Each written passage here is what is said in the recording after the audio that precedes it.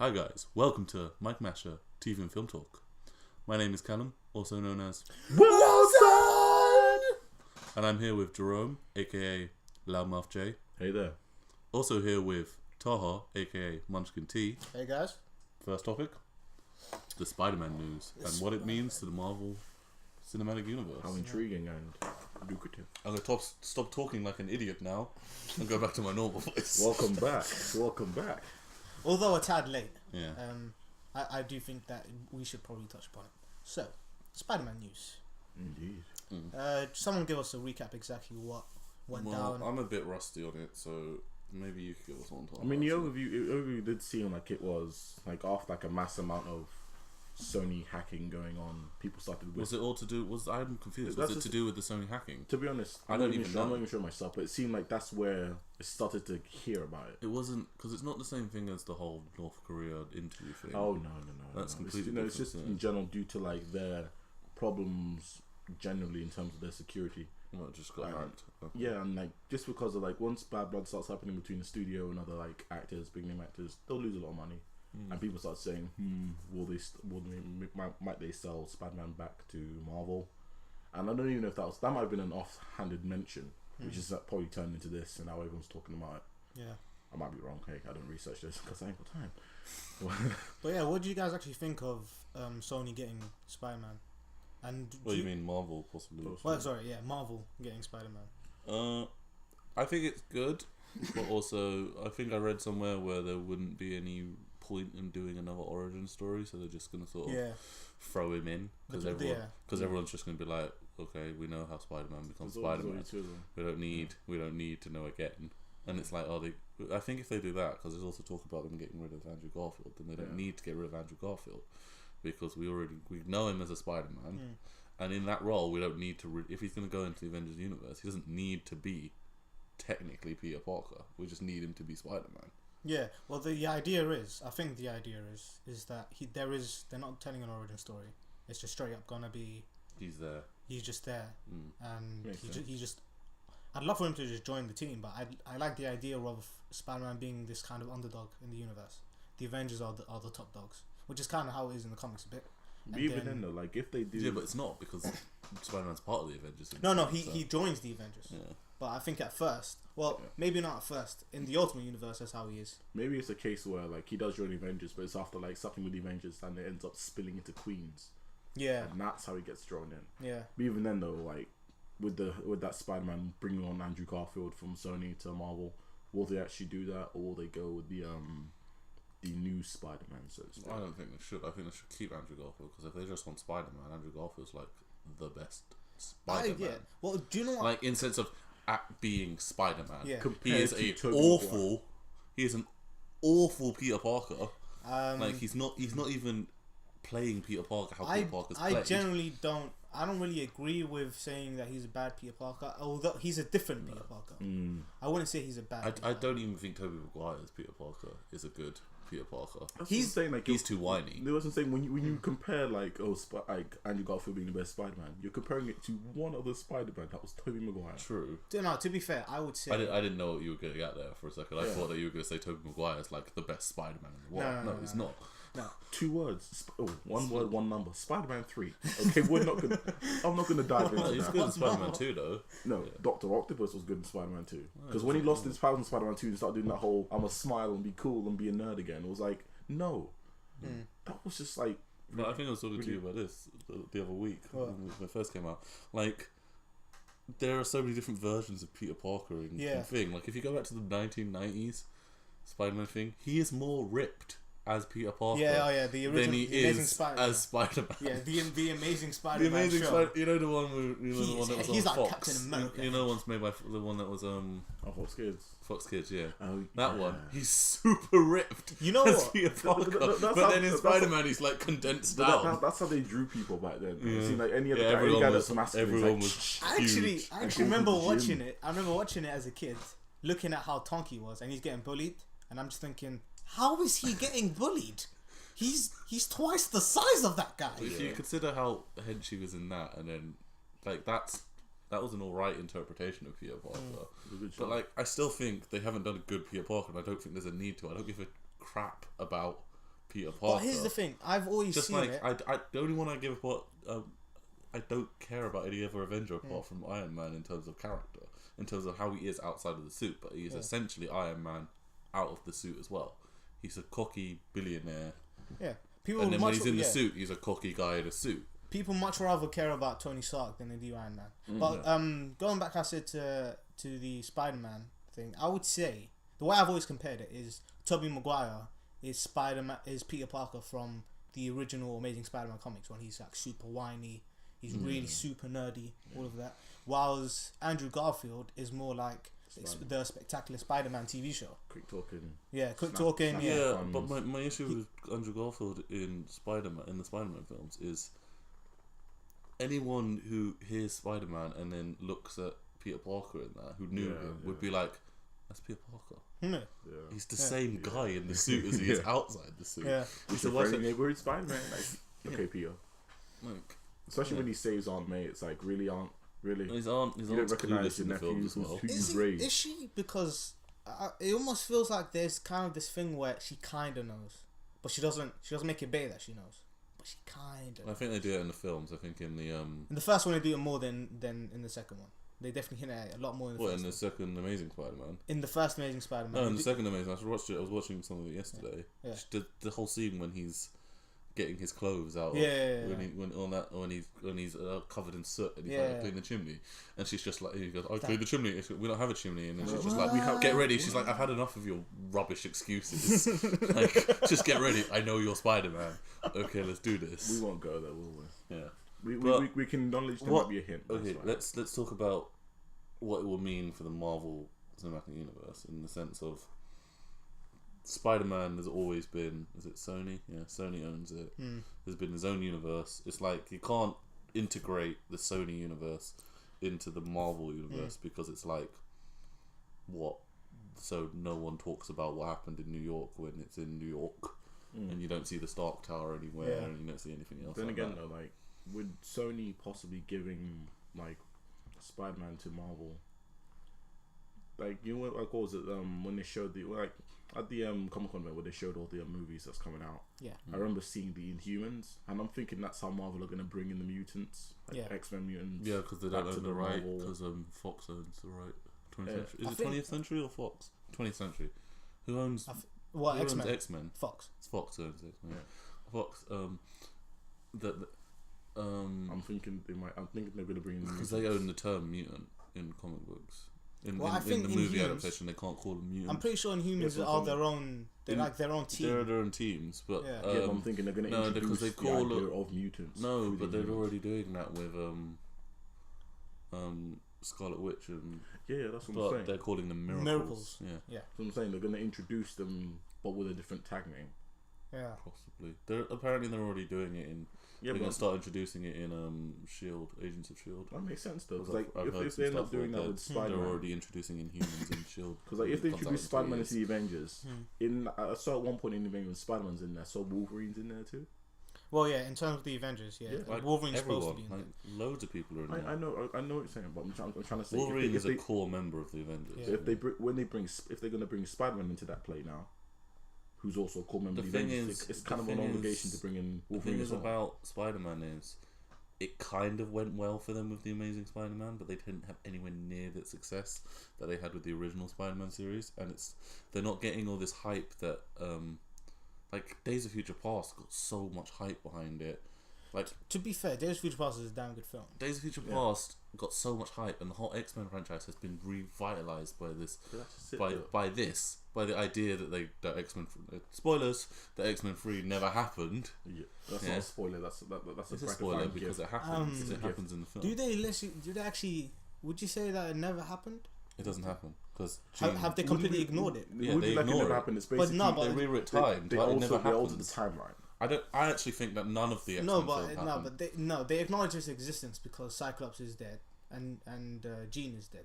Basically, the only way that no. Hold on. The only way that's X-Men Days of Future Past, the film in general, acknowledges that it happened. Yeah. But then at the end of it, when the timeline's rewritten. Oh yeah. They're like, didn't happen. I agree. This is a whole new thing. So, but if you think about it, then nothing happens. Yeah. So the whole original X-Men thing doesn't happen. It only stays alive just because of Wolverine and being in the mansion as well is the only reason why. There like could him be showing up and then having his like talking to President. Like, I think we need to have a catch up. That's literally the only way of saying that happened. But shh, don't tell them.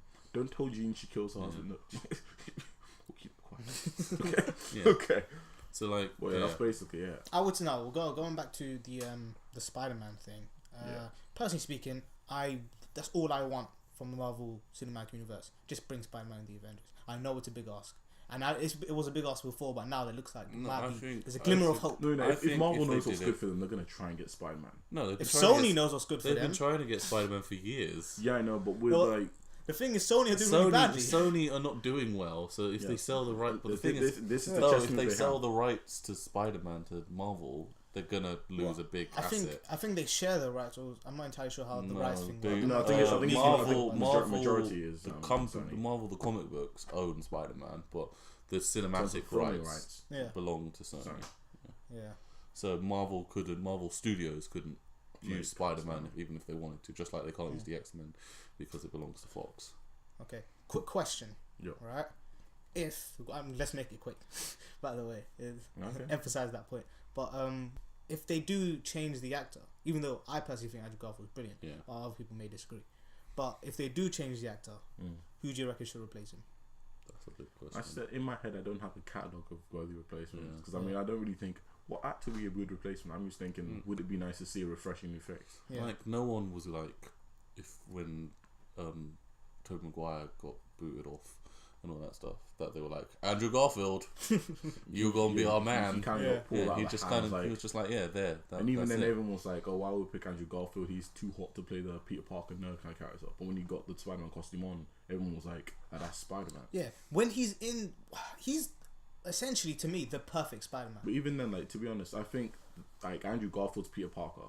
Yeah. I think that kind of character and the way he makes that character would really mesh well in the Avengers group. Like bouncing off Tony Stark, Robert Downey Jr., Bruce Banner, like Thor. I think that would really work well. Yeah.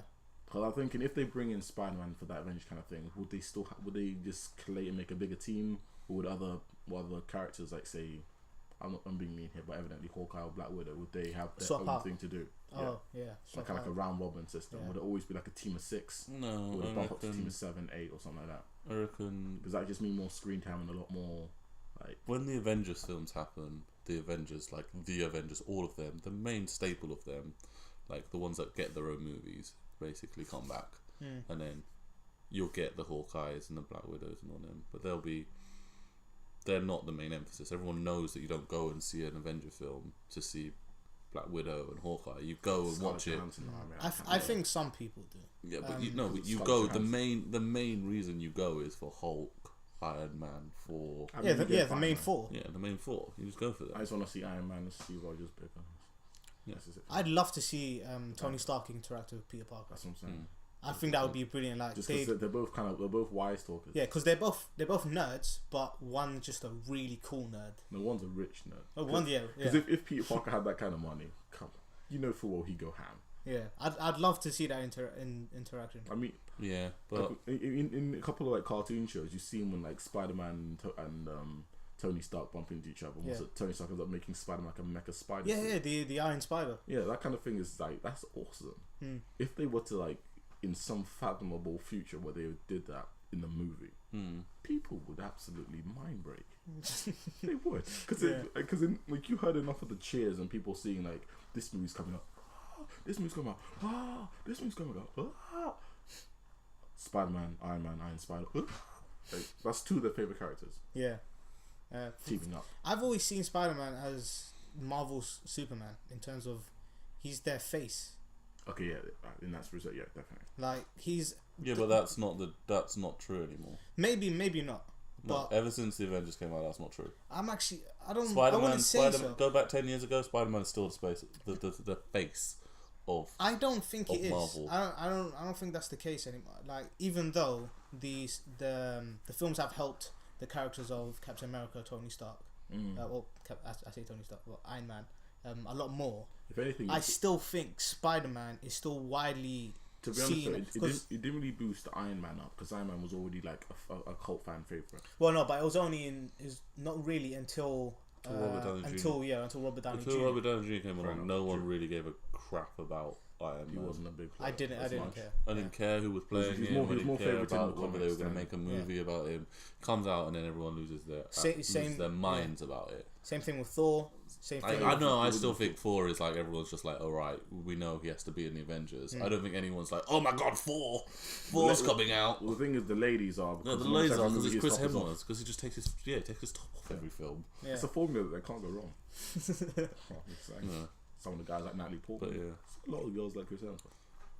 This is if we think about it in terms of what this is, they're essentially teasing us with the idea of Spider-Man being in the Avengers. Now, this goes on to our next topic. Speaking of teasing. Because we saw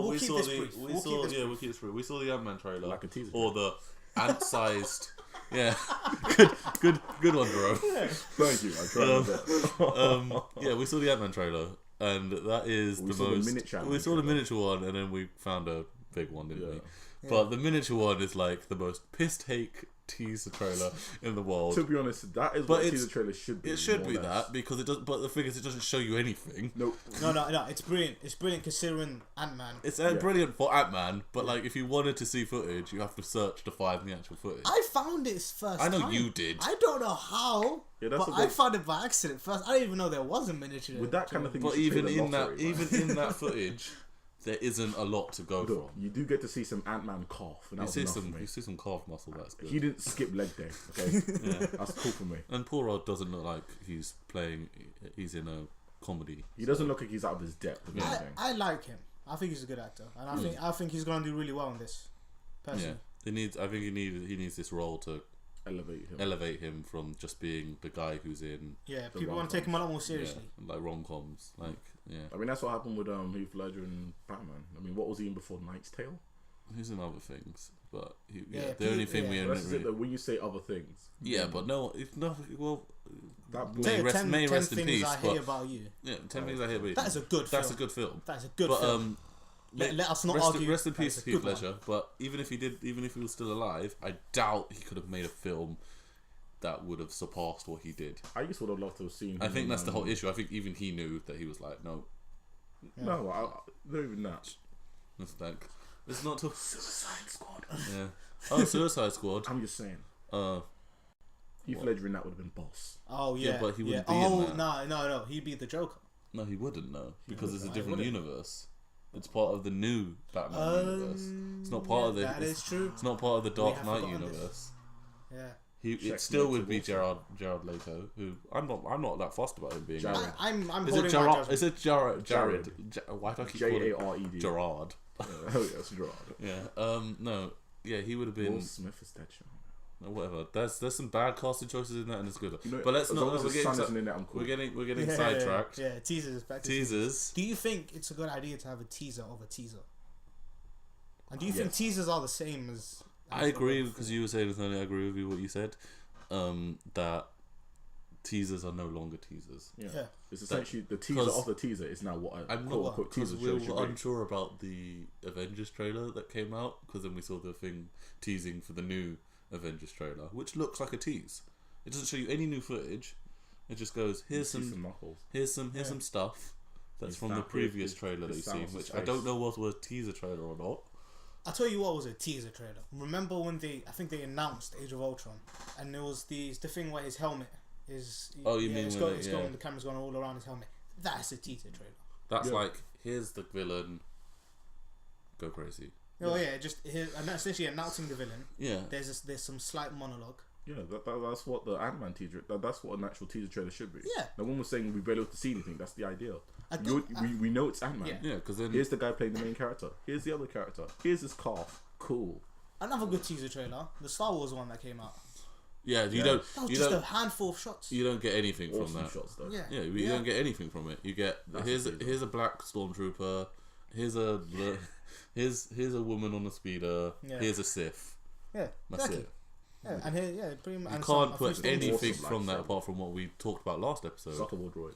Yeah, and it was just that's what a teaser should be. It should just be, it should be a tease, you know. And of course, the Millennium Falcon. Oh yeah, yes, the Millennium Falcon. The biggest teaser. That was essentially the perfect teaser trailer. See, yeah, exactly. Just a handful of shots, and at the end have something that's just if anything, it's very sugary. Very I don't understand why Ant-Man did. They do it well, what they've done, but Ant-Man did it well. Mm-hmm. But then if that's what a teaser trailer is meant to be, what were they doing with Avengers? I don't think. See, that's not a teaser trailer. I don't know if that's trailer one. That's a teaser preview. That's the preview. That's a teaser. Yeah. But that was just the big thing with Ultron talking over now. You know, Pinocchio theme tune. All that. Yeah, see, that felt like a trailer. That was a trailer. Is it a trailer? We need to do more research on that because no strings on me. See, that scared the hell out of me, but I loved it. I thought it was wonderful. I don't know whether that's a teaser trailer or not, or whether we're just being idiots and not researching properly and realizing that it is actually. I'm pretty sure that's a teaser trailer. Even if it is a trailer, that's a good kind of trailer. It's a good trailer because it doesn't give away. Because like I found that a lot of trailers recently have done this thing where his trailer one, what an actual trailer / teaser trailer should be like. His trailer 2 will give away like certain parts of the plot point where a smart person will be able to piece together, depending on what kind of movie it is, where it fits in the story. Yeah. And you can usually summarize the story just from that. And it's like, when they do that, it's like, come on, guys. You spent how much? Why give away the plot in the trailer? Like, come on. That's silly. Like, I know it's gonna make you lose your shit, Jerome. Because I'm ready. I'm not gonna lie, because we talked about this again a really long time ago. Yeah. The Last Airbender teaser trailer. Alright, this is... Well, actually, I know what you're doing. It's a ceasefire, so I'm not going to say anything. But I'm just going to say one thing. No, you were hyped. You were hyped when that came out. When that teaser trailer came out. I just want to hear what he says. Right, you know what? What that teaser trailer was M. Night Shyamalan saying, hey guys, hey, you guys over there that love that show, I'm going to make a movie of it. Would you like to see the movie? Yeah, that's all it was. And then when the people went into the cinema, they then saw not a movie, but a large carton of with a cow pouring water on top. Do you know what I love when I see the trailer? M. Night Shyamalan bathing in it and flicking it at the people watching. It's like it's when you realise that you know the main problem, or one of the main problems with The Last Airbender. We won't talk about it too much. One of the main problems with The Last Airbender is they do a bunch of martial arts things where they just wave their hands around and stuff, but then there's no bending. Thank you. Right? In the teaser trailer, it's the same thing, but we're watching it. We're very forgiving because it's the teaser trailer. We're just too excited about The Last Airbender. Thank you. So we're watching it very excited. Oh, he's moving around. He's moving. Oh. And he blows some wind out a tunnel. He's moving some more. Let's not forget about the fact that the Fire Nation appear when he's not supposed to be there. But okay. Yeah. But this is a nice segue to our last thing, talking about Avatar. The Korra ending. Yeah, and there will be no more Avatar on TV, which is a shame, really. It's a shame. Yeah. I think we had a bumpy ride with Korra. I don't necessarily think it's a shame. We did. Yeah. I don't necessarily think it's a shame, even though I wouldn't say it's not bad. I like Korra. I like the Legend of Korra. But I kind of thought they should just leave it as season 1 of Legend of Korra. But I understand that opinion isn't very the thing about accepted widely. I don't exactly disagree with you. You got a point there, because it would have been, despite the ending of the first season, which was a bit blasé, with basically Aang saying, "Hey, Korra, press Control Z with the Avatar mode, and it's cool," and then disappears. That's basically the ending of that one. But again, I'm not going to dive into that. We're not meant to. Another time. The ending of the final season of Korra, if anything, for me was like, okay. Yeah, I felt it was a decent ending, but I felt like it was just an ending of a season. Yeah, you know what? I didn't feel like it was the ending of a show. You know what? This is a good point, because my brother, he watches it as well, right? And he was like, I think his point was, he didn't know it was finished. Okay. And we were speaking. We were talking about it. He didn't know that Legend of Korra was just over and Avatar was over. Okay. Yeah. And I was talking to him, and I think I mentioned it, and he was like, wait, hold on. It's over. I'm like, yeah. And he goes, oh, then in that case, Legend of Korra is terrible. Because he was just waiting for it to pick up somewhere. And, that's just one opinion. But it's like, I find it funny that it doesn't feel like closure. It doesn't feel like complete closure. The thing about, I wasn't expecting a large amount of closure though. The thing about Korra is it has been 4 seasons of 4 different stories. It's been filler. It's been the biggest. They're side episodes, basically. They're like mini bites of a whole thing. It's like if Aang's story finished with Ozai. Yeah. All that finished, and then they were like, okay, now we're gonna do another one, which like they do in the comics. Yeah. They do the whole he resets Republic City up. That's what it was. So like the first season is she deals with the Equalists. The second season is Spirits and Vaatu. And then the third season, the best season, I agree. Is the Red Lotus. The Red Lotus. After Harmon arguably they chronologically follow. Apart from, I think there is a really big change from season 1 to season 2. Just in how it was. Yeah. But then they chronologically changed, but they don't feel like they're just this one overarching story, whereas Avatar felt like an overarching story, even though it was different seasons. See, the problem with Legend of Korra, and I've said this loads before, is that the thing is with Avatar, the Last Airbender, right? The story was written for that. That was supposed to end. It was supposed to start and end a certain way. Awesome. Yeah, 3 seasons. That was planned from the get go, right? Yeah. Legend of Korra was thought up after they finished, or maybe during around the ending, right?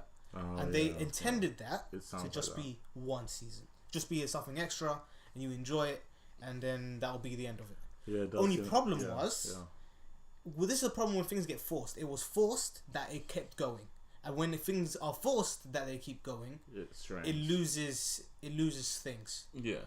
Or loses an overarching. But thing. I will say one thing: it lost its way in season 2.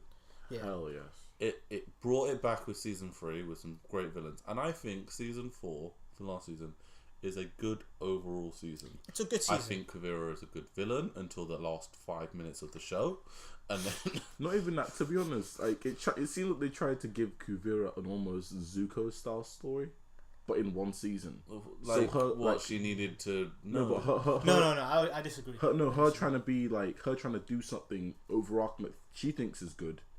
But comes off as evil. But not necessarily until the last minute where she talks with the Avatar. It's not necessarily that. Zuko, the great thing about Zuko is, right? He's on his quest, not because he believes it's right. He's on his quest because he's trying to regain the respect of his father. Yeah, his honor. The thing is, if you watch from episode 1 of The Last Airbender, you can see in Iroh that he's like, I have a plan for this kid. He's not going to be evil. You can see it. After watching it and going back, you can see that he's not an evil guy. Yeah. He wants the only thing he's ever known back. He has daddy issues. He has daddy issues, and he wants the only thing he's ever known. He doesn't know anything else. I would suggest probably that we save this for, we're going to do one big Avatar themed podcast when Andrew's here. Andrew unfortunately could not make it. Virtual day. Yeah. But let's talk about the last episode then. The last episode, I thought the mecha suit was alright. I didn't really like the mecha suit. I don't like the fact that they keep going back for giant battles with giant things. Like, if anything, what was most like a buzzkill was just like big mecha suits, sure, mini mecha suits, EMP burst. Okay, we're done with the little mecha suits. Let's go back to the big one.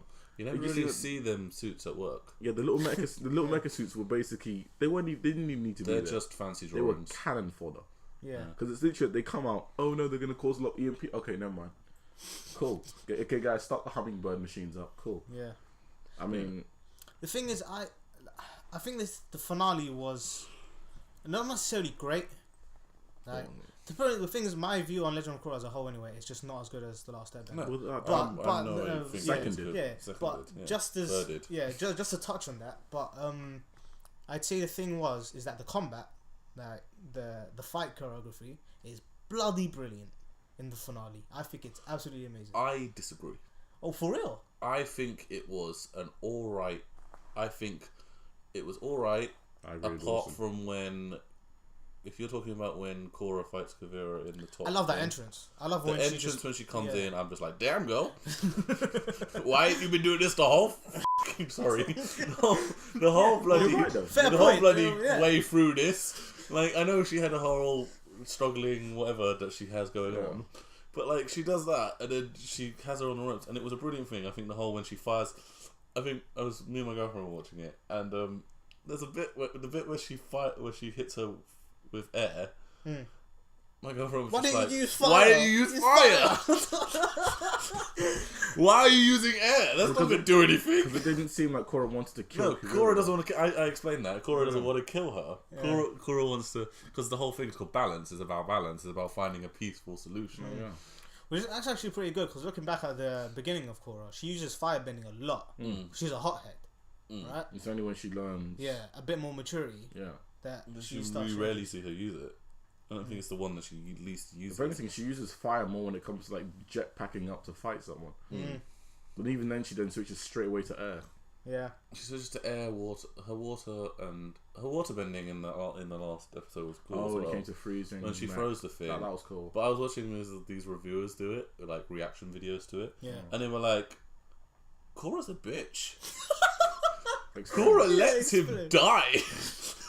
Like she could have. Do you know when Asami's father gets killed? Yeah. Because the ice breaks. Yeah. Yeah, and she does that.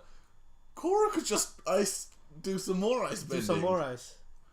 Korra just lets him die. Wait, but to be perfect, I don't know whether she runs out of river. She would have to run out. She'd have to have water. She'd have to have water, but I don't know whether she uses the whole entire water. She does. But the ice breaks, she could just reform it and make it go back again. That's a technicality thing. That is a technicality. But yeah, it just felt very much like. I think the main reason for Asami's dad dying was the whole heroic. I'm going to be a good dad for one last time. There's a reason for it. There's a reason for it. I think it's meant to be a case where, as Korra's trying to regroup, she turns around.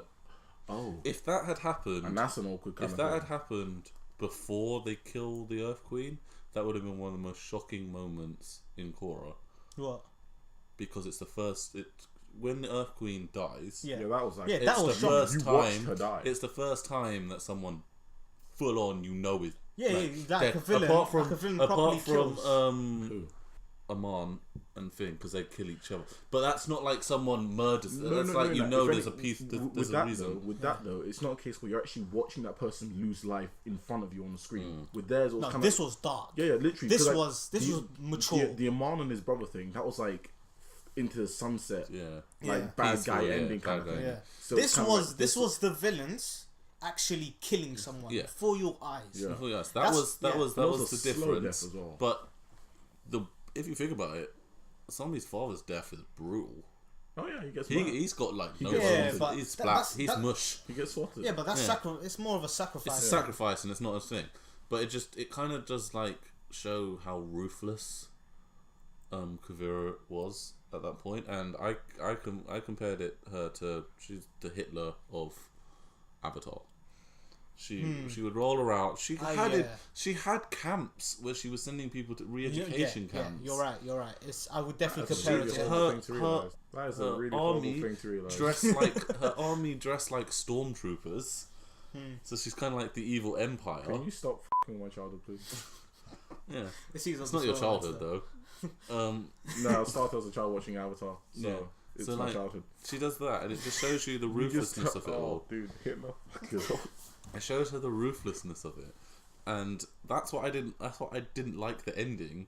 Is that she was so ruthless, and there was a reason she was doing it. She was like, I get her reasoning when she's like, I wanted to make a better land for my people, but in all fairness, again, I'm gonna blow your mind. That's what Hitler tried to do. Germany was really down on its luck, and he built them back up again. Yeah. It's the same thing. She's Hitler. By that comparison, you're kind of saying that in that last season, the Jews are the Fire Nation. No, or Republic City at least. No, there are no. She just wants to go around and she's rounding up everyone. She's forcing people to become part of her nation, and if they don't really touch on the. I wouldn't say it's too much of a Hitler thing. It's just more of a simple like. She's a dictator. Yeah, she's a dictator. Pure and simple. I wouldn't jump to Hitler. No, but there are a lot of comparisons you can make with Hitler. There are a lot of them. All right, I kind of think we should probably go on to maybe the most important bit of the finale. is the very ending. The very ending. The very ending. That doesn't make sense. The Korra very last scene. Now kiss. See, now kiss is not a thing because they don't actually kiss. They just hold hands and stare lovingly into each other's eyes. When it hit me, what was going on? I was like, wait a minute, wait a minute. Not even that. I could see that the minute they started sitting to chat after the party celebration thing, after they stopped Kuvira. Yeah. Like when they're both sitting, I'm watching, I'm like, there's hints all over the season. Did you not realise it? No, but like it's not even from the whole season. You can realise it if you just watch the whole thing from the beginning. The thing now, because if it changed, but the real question is between Korra and Asami, it kind of began after I think it was Korra dumped. No. I think it was in between the 3 year gap. It's the 3 year gap. It's when they start writing to each other. Because I'm thinking, because I remember thinking, it's like, why would she only write to her?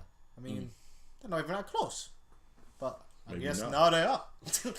Yeah, but like maybe something happened when I was trying to regroup. I think there's a thing where people are like, but Korra and Asami aren't lesbians. Oh, they go out, they're bi. Yeah, it's the thing is, like I was trying to say to you guys earlier, it was what? Awesome. It was really good. I wouldn't even say it was awesome because like what was it? When we watch like the ending of like this episode where they hold hands and then they go to look at each other, it's like, are they gonna make them kiss on TV? No. I was like, you know what? That's ballsy. I was like, wait, they're gonna kiss. No, but they're gonna infuriate many homophobes. Then it fades out. Then you see like the I think it was either written down in Japanese or Mandarin. They're writing something. They don't even. And then obviously you can tell it means the end. Yeah. And then it fades off. And literally, I closed that tab, went to 9gag, scroll, boom, and then I see them kissing, and I'm like, yeah. Literally, right afterwards, I got the extended cut. I'm like, whoa. I think you watched it like a few days after it came out. Yeah, I did. So, like, by the time you watched it, because I think you called me up. I watched it on the Monday, I think. Because it came out on the Friday. Saturday, Sunday, I had work. And Monday, I watched it. 9gag, boom, oh. You called me up, and then I said, you were like, oh, I saw this thing. And I was like, yeah, that's not real, but it is kind of real at the same time. Because I don't know if you've heard this. The writers confirmed it. What? The writers confirmed that they're a couple. They did, yeah. They didn't actually say they were like, deal with it. They're like, they're a couple, deal with it. Like, get over yourselves. This happens all the time. And the ending was, like we said, the ending was good. The ending was quick. But the ending was like, it was kind of like, Kavira's done with, okay, now we're going to have a nice party and then we're going to go to Spirit World. You know what? I would have liked it a lot better if from the moment when they decided they were going to have 3 more seasons of Legend of Korra, that they planned out pretty much everything. Just everything. The thing is, they did though. The thing is, if you look at it as a coherent story, it does work. No, it works. The idea of, although season 2 is terrible, but everything, if season 2 didn't happen, then season 3 doesn't happen, and then season 4 doesn't happen. Yeah, but see, here's the thing, right? You can quite easily see that, but pretty much at the end of every season, it's like how it's kind of like how American shows are kind of done. It's all done as they go along. All they're thinking, okay. But when they finish season, they're like, okay, how is this? How what happens now? How are we gonna progress with this? Yeah. And then they do. Even I think was at the end of season 2 when there was a bunch of when the spirit world and the human world essentially mixed together. I thought that the next season was gonna be more about that, but it isn't. Yeah. Like it's more it tilted more towards the airbender thing, which is still a big thing, but it's almost the fact that there's spirits everywhere is kind of pushed to a side. I think that is true in one way, in that yes, it does seem like they just sort of go, okay, now we're gonna do something different. Yeah. The most apparent it is between season 1 and 2.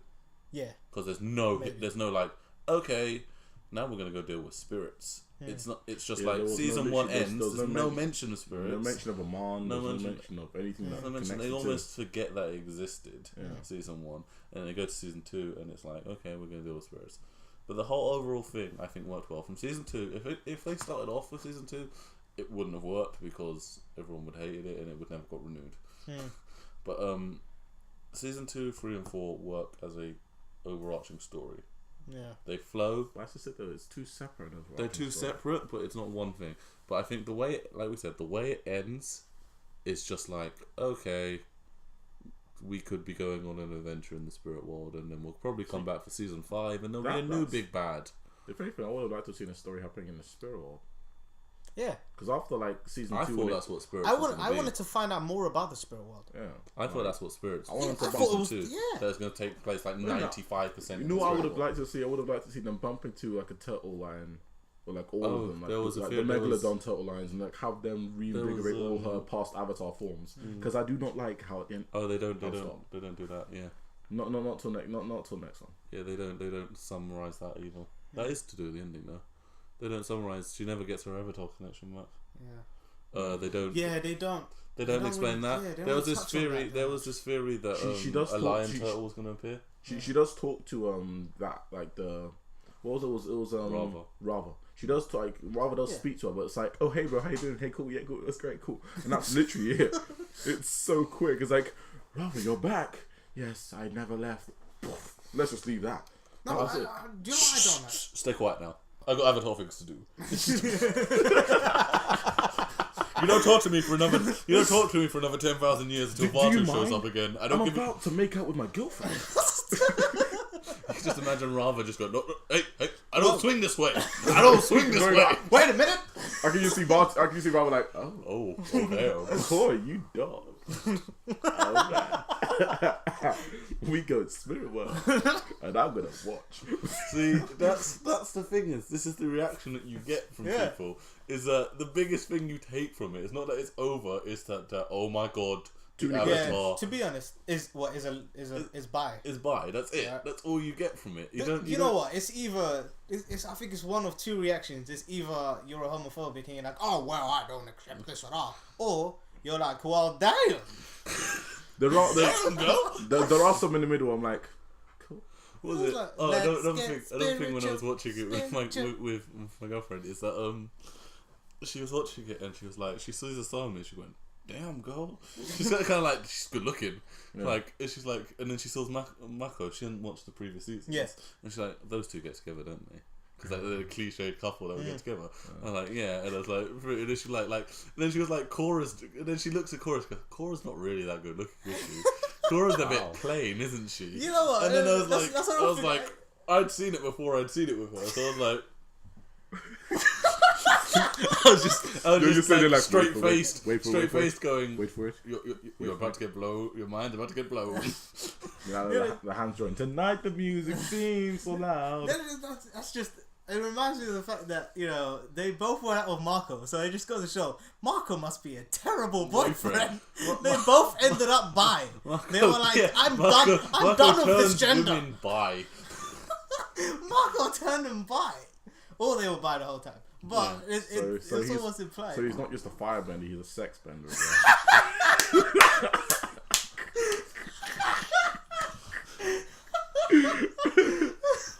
I'm just saying, alright. Yeah, you said it, brother. That's all you take from it. That's why one gripe with it is that they had to end it. They had to end it in a good way, but the way they end it, you kind of just like everyone's not talking about the spectacular battles or anything like that. They're talking about But that's just it though. I think I wouldn't even say I think they did that. It just seems like that's a way to try and stop people from asking so many extra questions like, what about Rava? What about this? What about that? What about this? What about that? And it's like, oh, girls kissing, cool. No, it just makes people... wait, what are we talking about? Oh no, it's not coming back! No! The thing is it makes people talk more about Korra and makes people want more Korra. Yeah. And so it doesn't solve anything. The thing about Avatar ending is like, we want more Aang, but we weren't like... But we didn't have any ideas about what he could do later on. Actually, no, because I really did want to see what happened with Zuko's mum. Well, but that's in the comic. No, but I mean like in terms of the series. I don't think they're gonna do that. Obviously, they're not gonna do that. But that's I'm saying what people wanted in Korra as well. When the Aang story finished, once you see like Aang Katara kiss, like, oh, that's so sweet, lovely, jubbly. You see, you see Momo flying to the sky, great, and it's like, okay, what happens now?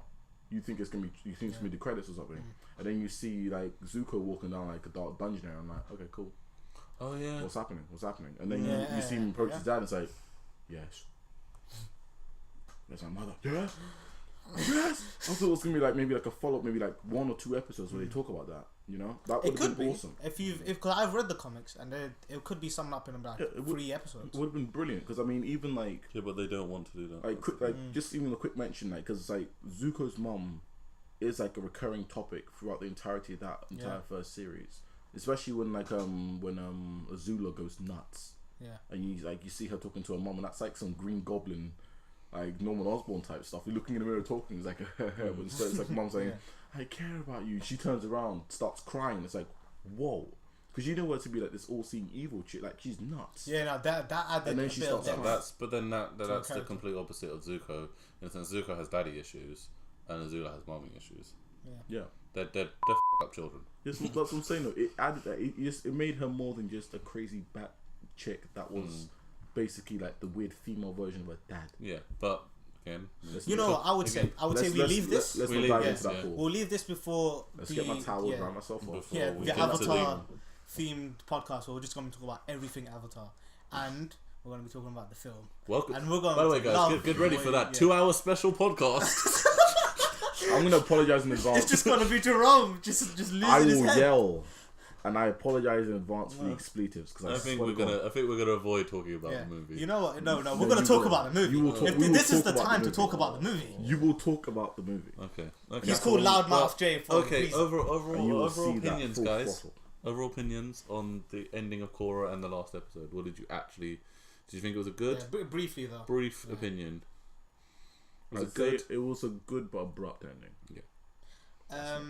It was alright. It was an alright ending. I want more. I don't think it was. I'd give it maybe a 6, 7 out of 10. I don't want any more. I think I want more just Avatar. I don't want necessarily more Korra. Make a show about an Earthbender. I want a show about an Earthbender, yeah, because that's what my element would be. Oh, is that your element? Yeah, I would want Earth. Yeah, I think it's what I would suit. I want Earth just so I can. Yeah, I agree. You're Earth. I want Earth just because like I want to. And I'm probably the right complexion to be Earth. Come now, Jerome. There's no black people in Avatar. Yeah, there isn't. Oh, I could be the explosion guy, but doesn't get his face. He'd probably be Fire Nation.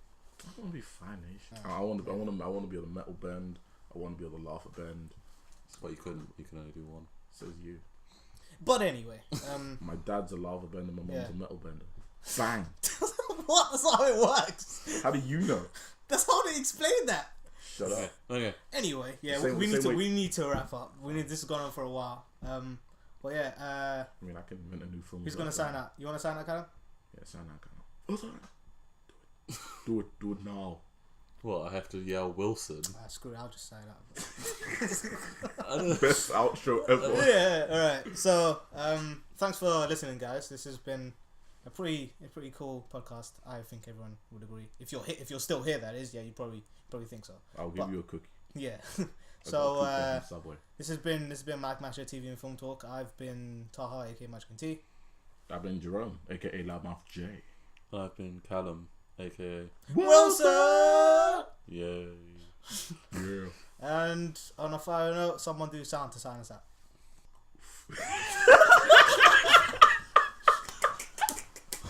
Oh my god.